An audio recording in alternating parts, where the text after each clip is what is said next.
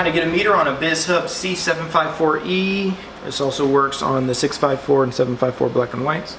Just go ahead and hit menu up top, right hand side. At the very top of your screen you'll see counter. Here are your totals here on the left hand side in this column here. And you can also hit print list. Just go ahead and print the list out and press start. You'll get your counts there as well.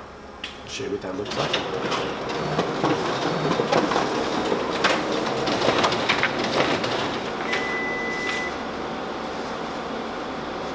Alright, this will be your count list here. Go ahead, these will be your totals right here. This will be what you need to report to us or to your vendor. Thank you guys for watching.